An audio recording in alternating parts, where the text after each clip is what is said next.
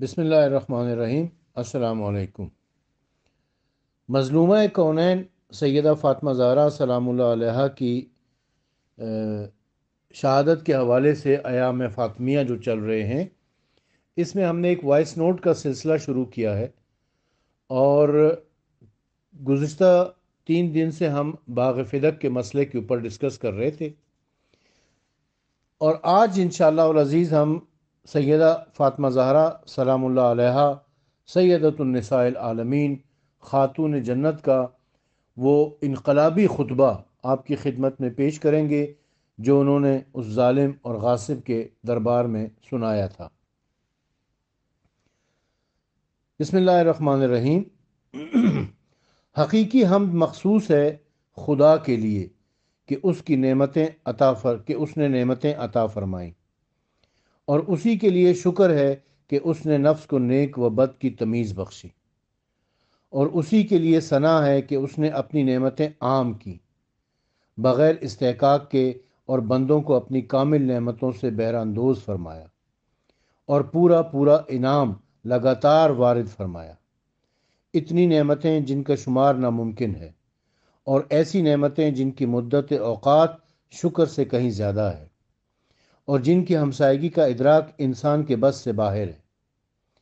خدا نے اپنے بندوں کو شکر ادا کر کے نعمتیں زیادہ کرانے کی طرف رغبت دلائی، تاکہ نعمتیں مسلسل نازل ہوتی رہیں، اور نعمتوں کی جزیل ہونے کی وجہ سے مخلوقات پر اپنی حمد کی فرمائش کی،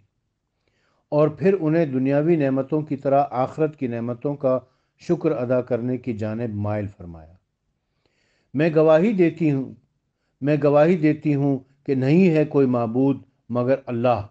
وہ یکتا ہے، اس کا کوئی شریک نہیں۔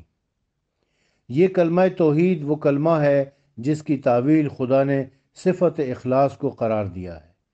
یعنی جو شخص خالص خدا کے لیے بغیر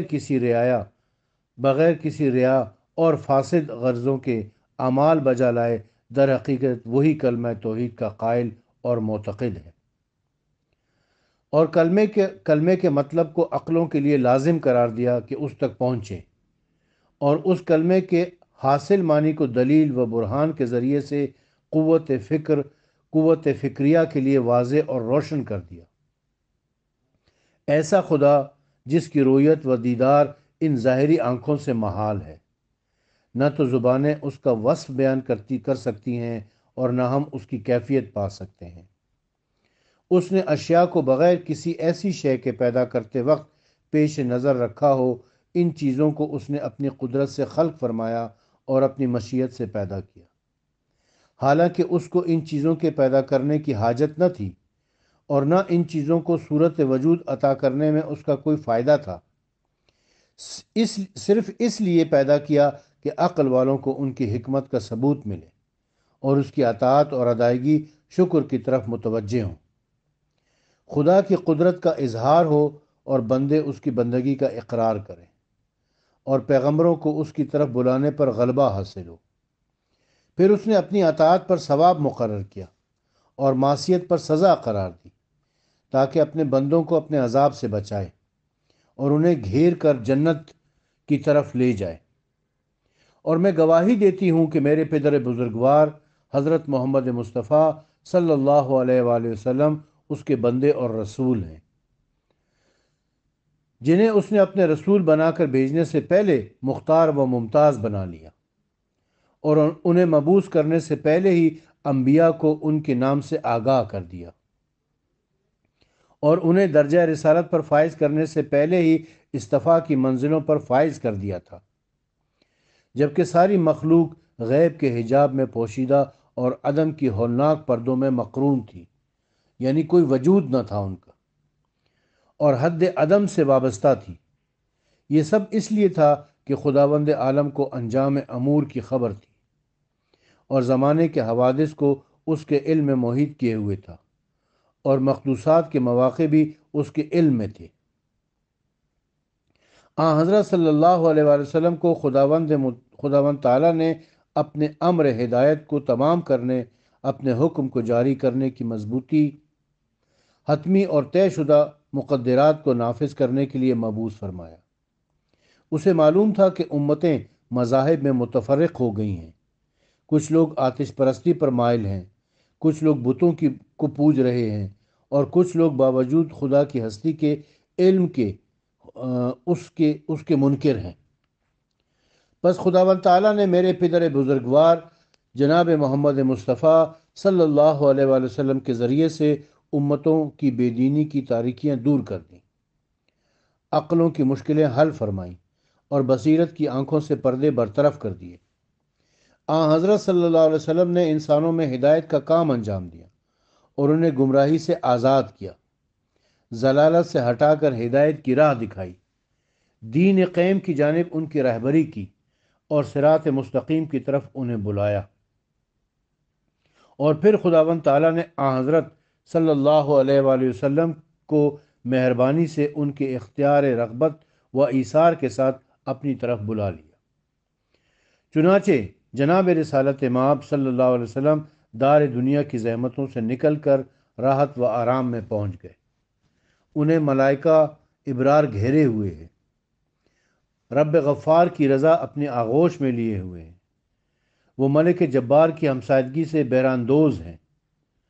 خداوند تعالیٰ درود نازل فرمائے میرے پدر بزرگوار صلی اللہ علیہ وآلہ وسلم پر، جو اس کے پیغمبر اور اس کی وحی پر اس کے امین تھے،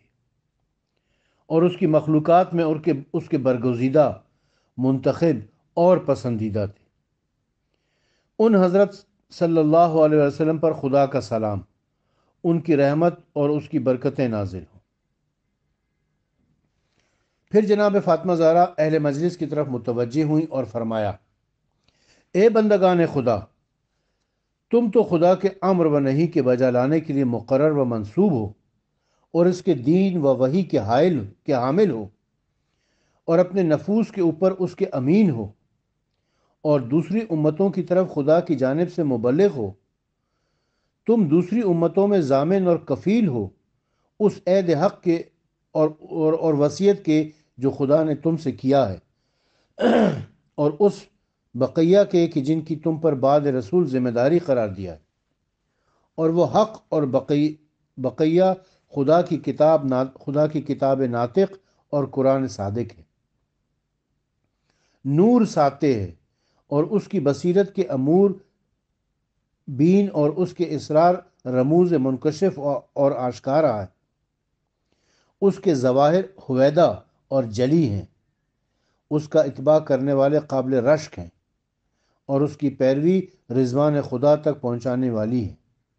اور اس کی توجہ سے سننا نجات تک کھینچ کر لے جاتا ہے۔ اسی قرآن کے ذریعے سے خدا کی منور حجتیں پائی جاتی ہیں، بیان کیے ہوئے واجبات معلوم ہوتے ہیں، اور ان محرمات کی اطلاع ہوتی ہے جن سے خوف دلایا گیا ہے، اور اسی قرآن سے خدا کے مقرر کردہ مستحبات معلوم ہوتے ہیں جن کی رغبت دلائی گئی، اور ان مباح باتوں کا پتہ چلتا ہے جنہیں خدا نے بندوں کے لیے حلال کر دیا ہے۔ نیز اس کے عزائم مفسرہ، واضح دلائل، کافی اور وافی براہین، مندوب فضائل، مرخص عطا اور شریعت کے مقرر کردہ باتوں کا پتہ چلتا ہے۔ بس خداوند عالم نے تم لوگوں کے لیے شرک سے پاک ہونے کا وسیلہ، ایمان کو اور تکبر سے بری ہونے کا سبب نماز کو بنا دیا ہے، زکوٰۃ کو نفس کی پاکیزگی اور رزق کی زیادتی کا ذریعہ قرار دیا ہے، اور روزے کو تمہارے لیے اخلاص کی استواری و برقراری کا ذریعہ قرار دیا ہے، حج کو دین کی مضبوطی کا وسیلہ بنایا ہے، اور عدل و انصاف کو دلوں کی تنظیم، اور ہماری اطاعت کو ملت اسلام کا نظام، اور ہماری امامت کو تفرقے اور اختلاف کی بلا سے بچنے کے لیے امان قرار دیا ہے، اور جہاد کو اسلام کی عزت اور اہل کفر و نفاق کی ذلت کا ذریعہ، اور مصیبت میں صبر کرنے کو تحصیل اجر میں مددگار قرار دیا ہے، اور امر بالمعروف اور نہی عن المنکر کو عوام الناس کی اصلاح کا ذریعہ قرار دیا ہے، اور والدین کے ساتھ نیکی کرنے کو خداوند عالم نے اپنی ناراضگی سے حفاظت کے لیے واجب قرار دیا ہے، اور صلح رحمی کو اس لیے مقرر کیا تاکہ تمہاری عمریں طویل ہوں، اور قصاص کو خون ریزی سے حفاظت اور نظر کو پورا کرنے کی راہ اس لیے نکالی تاکہ بندوں کی مغفرت ہو، اور پیمانہ اور وزن پورا کرنے کا حکم اس لیے واجب کیا تاکہ نحوست دور ہو اور کم فروشی سے نجات ملے، اور شراب خوری کی ممانعت اس لیے کی تاکہ برے اخلاق سے پاک رہو، اور زنا کا بیجا الزام لگانا اس لیے حرام کیا تاکہ لعنت کے سامنے ایک حجاب اور مانع پیدا ہو جائے، اور چوری کرنے کو اس لیے ممنوع قرار دیا تاکہ دوسروں کے مال میں بغیر اجازت کے تصرف کرنے سے لوگ خود کو پاک رکھیں، اور شرک کو خدا نے اس وجہ سے حرام کیا تاکہ اس کی ربوبیت کا اقرار نہایت خالص رہے۔ لہذا خدا سے ڈرو اس طرح جو ڈرنے کا حق، اور یہ کوشش کرو کہ جب تم مرو تو مسلمان ہی مرو، اور خدا کی اطاعت کرو، اور جن امور سے منع کیا ہے ان سے باز رہو، بے شک خدا سے ڈرنے والے اس کے بندوں میں علماء ہی ہیں۔ پھر حضرت سیدہ فاطمہ زہرا سلام اللہ علیہا نے فرمایا، اے لوگو، جان لو کہ میں فاطمہ ہوں سلام اللہ علیہا، میرے والد حضرت محمد مصطفیٰ صلی اللہ علیہ وآلہ وسلم ہیں۔ جو بات میں تم سے پہلے کہہ رہی ہوں وہی آخر تک کہتی رہوں گی، اور جو میں کہتی ہوں وہ غلط نہیں کہتی، اور اپنے فعل میں حد سے تجاوز نہیں کرتی۔ یقیناً ہمارے پاس خدا کا وہی رسول آیا ہے جو تم ہی لوگوں میں سے ہے، اس پر شاک ہے کہ تم کوئی تکلیف اٹھاؤ اور اسے تمہاری بہبودی کا ہوکا ہو۔ ایمانداروں پر حد درجے شفیق اور مہربان ہے، پس اگر تم اس کی طرف نسبت دو اور ان کا تعارف کراؤ تو تم ان کو میرا باپ پاؤ گے، نہ کہ اپنی عورتوں کا، اور میرے ابن ام علی ابن ابی طالب کا بھائی پاؤ گے، نہ کہ اپنے مردوں میں سے کسی کا، اور آن جناب بہترین شخص ہیں جن کی طرف نسبت کی جائے۔ پس آن حضرت صلی اللہ علیہ وسلم نے خدا کا پیغام بہت اچھی اور پوری طرح پہنچا دیا، اس طرح کہ خدا سے ڈرانے میں پوری وضاحت سے کام لیا، اور مشرکوں کے مسلک سے بالکل علیحدہ اور مخالف راہ نکالے ہوئے تھے۔ مشرکوں کے مسلک کی ممتاز چیزوں پر ضرب کاری لگا رہے تھے، اور ان کا ناطقہ بند کیے ہوئے تھے،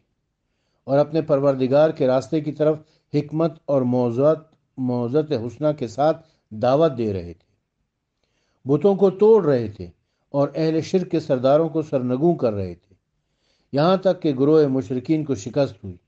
اور وہ پیٹ پھیر کر بھاگ کھڑے ہوئے، یہاں تک کہ جہالت کی رات ختم ہو گئی، ہدایت کی صبح نے جلوہ دکھایا، اور حق اپنی خالص شکل میں نمودار ہوا، اللہ کا ڈنکا بجنے لگا، اور شیطانوں کے ناطقے گم ہو گئے، نفاق پرور کینے ہلاک ہو گئے، اور کفر و بے دینی کی گرہیں کھل کر رہ گئیں، اور تم نے چند روشن نسب اور روزہ دار لوگوں یعنی اہل بیت رسول صلی اللہ علیہ وسلم کے درمیان زبان پر کلمہ ہدایت جاری کیا، دار آنے کے تم جہنم کے کنارے پر تھے، ایسے بے مقدار جیسے پینے والے کا ایک گھونٹ، طمع کرنے والے کا ایک چلو، اور اجلت کرنے والے کی ایک چنگاری ہو، اور تم ایسے تھے جیسے پیر تلے کی خاک، گندا پانی پیتے تھے، اور بے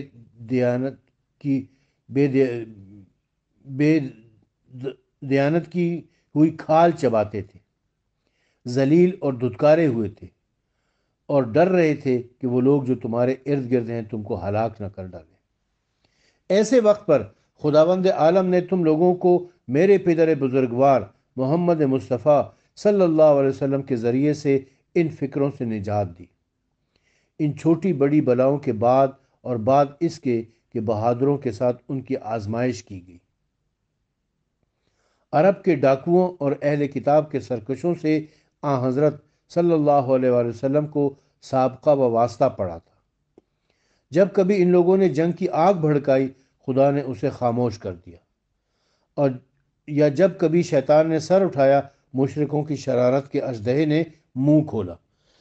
تو حضرت صلی اللہ علیہ وسلم نے اپنے بھائی علی ہی کو اس بلا کے منہ میں بھیجا۔ پس اس بہادر علی کی شان یہ تھی کہ وہ اس وقت تک نہ پلٹا کہ جب تک اپنے پیروں تلے ان بلاؤں کو ان بلاؤں کے سر نہ کچل دیے اور فتنے کی آگ نہ بجھا دی۔ وہ علی خدا کے بارے میں مشقت برداشت کرنے والا اور امر خدا میں پوری کوشش کرنے والا تھا، اور ہر بات میں رسول خدا صلی اللہ علیہ وسلم سے قریب تھا، اولیاء خدا کا سردار تھا، ہدایت پر کمر بستہ تھا، بندگان خدا کا ناصر تھا، اور مفید باتیں پیش کرنے والا اور کوشش اور صحیح و بلیغ کرنے والا ثابت ہوا۔ اور تم لوگ زندگی کی خوشگوار حالت میں پڑے ہوئے تھے، اطمینان اور خوش طبعی کی حالت میں بے خوف زندگی بسر کر رہے تھے۔ ہم پر مصیبت آ پڑنے کی آرزو کرتے تھے اور ہمارے فتنوں اور پریشانیوں کی امیدوار تھے۔ تم لوگ جنگ کے موقعوں پر پسپا ہو جاتے اور میدان جنگ سے بھاگ جاتے تھے۔ پس جب خداوند عالم نے اپنے پیغمبر کے لیے گزشتہ انبیاء کے گھر اور اپنے اوصیاء کے مسکن کو پسند فرمایا تو آن جناب کو دنیا سے اٹھا لیا۔ تم لوگوں میں نفاق اور دشمنی ظاہر ہوئی، دین کے چادر بوسیدہ ہو گئی، گمراہوں کی زبان کھل گئی اور گمنام اور ذلیل لوگ ابھر گئے، اور باطل پرستی کا اونٹ بولنے لگا۔ اس نے تم لوگوں کے صحن میں اپنی دم ہلانی شروع کر دی۔ شیطان نے اپنے گوشے سے سر نکالا، اس نے تمہیں بلانے کے لیے آواز دی اور اپنی آواز پر تم کو لبیک کہتا ہوا پایا۔ اپنے فریب کی طرف تم کو نگران دیکھ لیا، پھر اس نے تم پر اپنی فرما برداری کے لیے اٹھنے کا حکم دیا تو تمہیں فوراً تیار ہونے والا پایا، اور تمہیں بھڑکایا تو اپنی مد میں تمہیں اوروں پر غضبناک اور تند پایا۔ لہٰذا تم نے اپنے اونٹ کے بدلے دوسرے کے اونٹ کو داغا اور اپنے گھاٹ چھوڑ کر دوسرے کی گھاٹ پر پانی پلایا، یعنی جو دوسرے کا حق تھا اسے زبردستی اپنا حق بنا لیا۔ دار آنے کا تم سے رسول خدا صلی اللہ علیہ وسلم کے عہد و پیمان کا وقت قریب تھا، اور ان کی جدائی کا زخم ہرا تھا، جراحت مندمل نہ ہوئی تھی، اور رسول خدا صلی اللہ علیہ وسلم ابھی دفن بھی نہ ہوئے تھے کہ شیطانی کاموں کی طرف تم نے سبقت کی، یہ گمان کر کے کہ فتنے کا خوف پیدا ہو گیا تھا، حالانکہ یہ گمان غلط تھا۔ آگاہ ہو جاؤ کہ منافقین پھر بھی فتنے میں جا گرے ہیں، اور جہنم بے شک کافروں کو گھیرنے والی ہے۔ تم سے سخت تعجب ہے، تمہیں کیا ہو گیا ہے اور تم کہاں حق سے منہ موڑے ہوئے چلے جا رہے ہو؟ یہ خدا کی کتاب تمہارے درمیان موجود ہے، اس کے امور ظاہر ہیں، اس کے احکام روشن ہیں اور اس کی نشانیاں واضح ہیں، اس کی تنبیہیں صاف اور اعلانیہ ہیں اور اس کے امر آشکارا ہیں۔ ایسی کتاب کو تم نے پس پش ڈال رکھا ہے؟ کیا اس سے نفرت کر کے پیٹ پھیرتے ہو، یا غیر قرآن کے ساتھ احکام جاری کرنے پر کمر بستہ ہو گئے ہو؟ ظالموں کے لیے ان کے ظلم کا بہت برا بدلہ ہے، اور جو شخص کے اسلام کے سوا کسی اور طریقے پر چلے گا تو اس سے قبول نہ کیا جائے گا، اور وہ آخرت میں نقصان پانے والوں میں سے ہوگا۔ پھر تم نے اتنی بھی تاخیر نہ کی کہ فتنے کی نفرت ذرا کم ہو جاتی اور اس پر قابو پانا ذرا آسان ہو جاتا، بلکہ تم نے پھر آگ کو اور زیادہ بھڑکانا شروع کر دیا اور اس کی چنگاریاں تیز کرنے لگے۔ شیطان گمراہ کی آواز پر لبیک کہنے لگے، دین روشن کی چراغ کو بجھانے لگے، اور پیغمبر برگزیدہ کی سنتوں کو محو کرنے پر تیار ہو گئے۔ بظاہر تم نے اسلام اختیار کر رکھا ہے اور اصل باطن میں نفاق ہے۔ رسول خدا صلی اللہ علیہ وسلم کی اہل بیت اور اولاد کے خلاف گنجان درختوں اور جھاڑیوں میں چھپ کر چال چلنے لگے، اور ہم لوگ تمہارے افعال پر یوں صبر کرنے لگے جیسے کوئی چھری کی کاٹ اور نیزے کے سینے پر پیوست ہونے پر صبر کرتا ہے۔ اور اب تم یہ گمان کرنے لگے ہو کہ مجھ کو اپنے پدر بزرگوار کے ترکے میں کوئی حق وراثت نہیں ہے۔ کیا تم جاہلیت کے احکام پسند کرتے ہو؟ خدا سے بہتر حکم کرنے والا ہے، خدا بہتر حکم کرنے والا ہے۔ یقین رکھنے والی قوم کے لیے اور کون ہے؟ کیا تم نہیں جانتے ہو؟ اور تمہارے لیے امر آفتاب نصف النہار کی طرح واضح ہے کہ میں پیغمبر خدا کی بیٹی ہوں۔ کیوں ہے مسلمانوں، کیا تم اس پر راضی ہو کہ میری میراث مجھ سے چھین لی جائے؟ اے ابو قحافہ کے بیٹے، یہ کتاب خدا میں ہے کہ تو اپنے باپ کی میراث پائے اور میں اپنے باپ کی میراث نہ پاؤں۔ تو نے یہ کیا بری بات پیش کی ہے؟ کیا تم لوگوں کے دیدہ و دانستہ کتاب خدا کو چھوڑ رکھا ہے اور اس کو پس پش ڈال دیا ہے؟ حالانکہ اس میں ذکر ہے کہ جناب سلیمان اپنے باپ داؤد کے وارث ہوئے ہیں، اور جناب یحییٰ کے قصے میں حضرت زکریا کی دعا مذکور ہے کہ خداوندہ مجھے اپنے پاس سے ایسا وارث عطا فرما جو میری میراث پائے اور آل یعقوب کا بھی ورثہ لے۔ پھر اسی کتاب میں خداوند تعالیٰ فرماتا ہے کہ تمہارا رب تمہاری اولاد کے بارے میں تم کو وصیت کرتا ہے کہ میراث کی تقسیم میں ایک مرد کو 2 عورتوں کے برابر حصہ دو۔ پھر ارشاد ہے کہ اگر کوئی مرتے وقت مال چھوڑ دے تو وہ والدین اور قریبی رشتہ داروں کے لیے نیکی یعنی میراث کی وصیت کر جائے۔ خداوند تعالیٰ تو یہ فرماتا ہے اور تم نے گمان کر رکھا ہے کہ میرا کوئی حق ہی نہیں ہے، میں اپنے باپ کی وارث ہی نہیں بن سکتی، اور ہم لوگوں کے درمیان کوئی رحمی قرابت ہی نہیں ہے۔ کیا خداوند عالم نے معاملہ میراث میں تم کو کسی آیت کے ساتھ مخصوص کیا ہے جس سے میرے پدر بزرگوار کو مستثنی کر دیا ہے؟ یا تم کہتے ہو کہ 2 ملت والے آپس میں ایک دوسرے کے وارث نہیں ہوتے؟ تو کیا میں اور میرے والد بزرگوار ایک ملت پر نہیں ہیں؟ شاید تم میرے پدر بزرگوار اور میرے ابن ام علی کی نسبت خصوص و عموم قرآن کو بہتر سمجھتے ہو۔ اچھا، آج تم فدق کو اس طرح قبضے میں کر لو جس طرح مہار و پالان بستہ ناقہ قبضے میں کیا جاتا ہے۔ اس کے نتائج سے تو قیامت کے دن ہی اے ابو بکر ملاقات ہوگی، اور خداوند تعالیٰ بہت اچھا حکم کرنے والا ہوگا، اور محمد صلی اللہ علیہ وآلہ وسلم ہمارے ضامن و کفیل ہوں گے۔ پس اے ابو بکر، میری اور تیری وعدہ گاہ اب قیامت ہے، اور قیامت کے دن باطل پرست گھاٹے میں رہیں گے، اور اس وقت کی ندامت تم لوگوں کو فائدہ نہ پہنچائے گی۔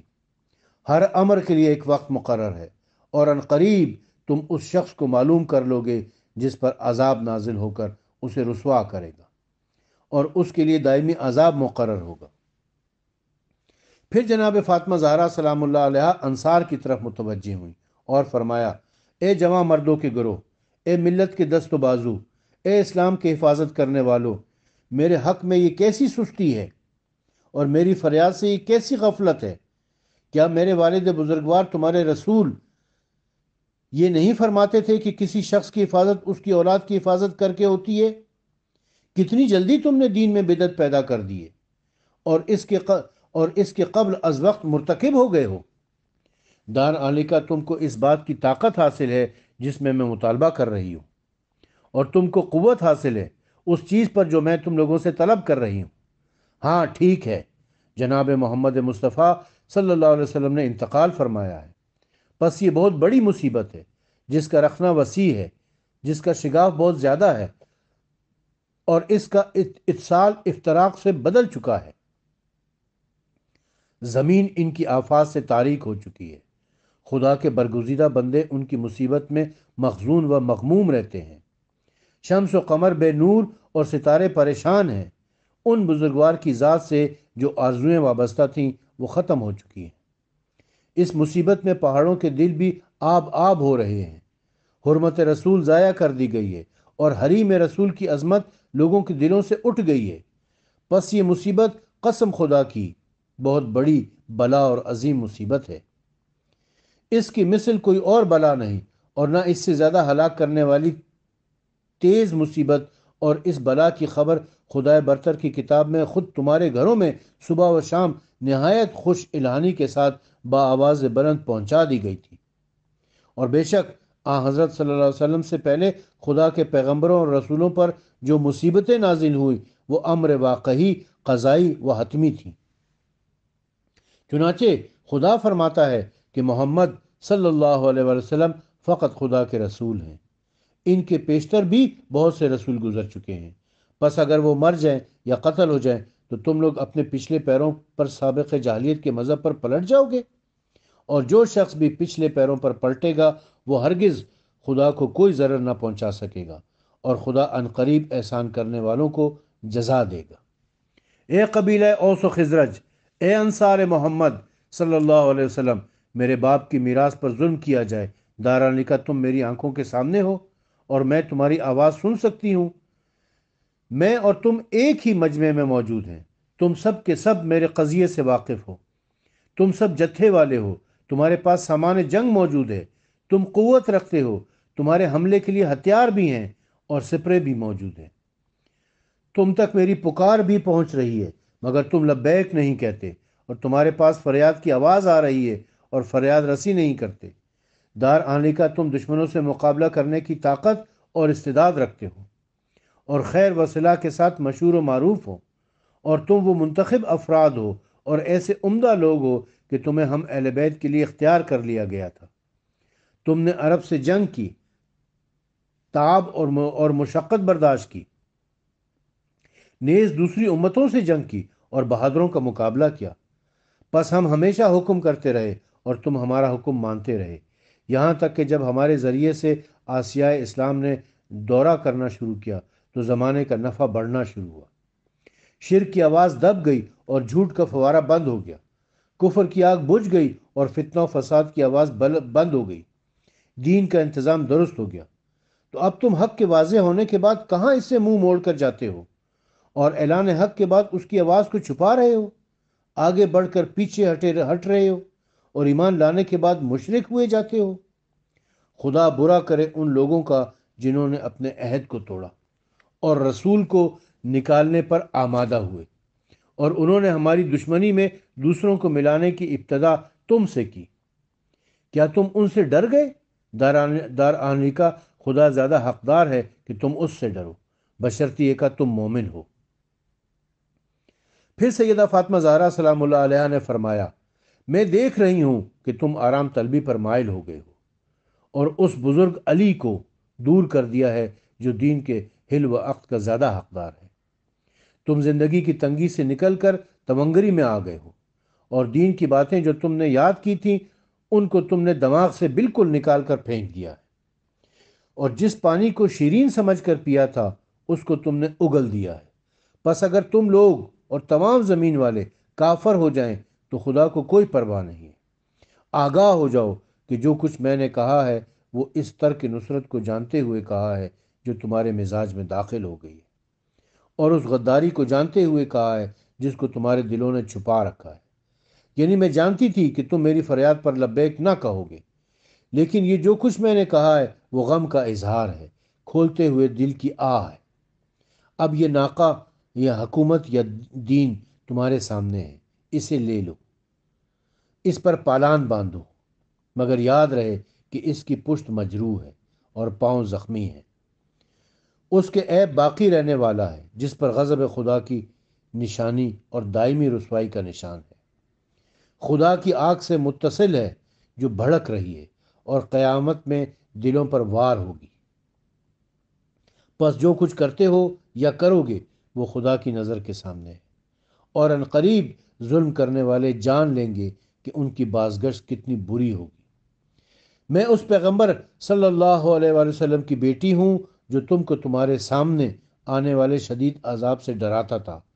پس تم اپنا کام کرو اور ہم اپنا عمل کرتے ہیں، تم بھی انتظار کرو اور ہم بھی انتظار کرتے ہیں۔ وآخر دعوانا ان الحمد للہ رب العالمین۔ یہ مظلومہ کونین سیدہ فاطمہ زہرا سلام اللہ علیہا کا پورا خطبہ ہے جو آپ نے اس ظالم کے دربار میں، اس غاصب کے دربار میں سنایا تھا، اور اس سے حکومت کی چولیں ہل کے رہ گئی تھی، حکومت کے ایوانوں میں زلزلہ آ گیا تھا، مگر بدبختی ان کا مقدر بنی ہوئی تھی، بد نصیبی ان کے نصیب میں لکھی جا چکی تھی۔ ان کے اوپر اس خطبے کا کوئی اثر نہیں ہوا، اور انہوں نے اس عظیم الشان خطبے کے باوجود سیدہ فاطمہ زہرا سلام اللہ علیہا کو ان کا حق نہ دیا۔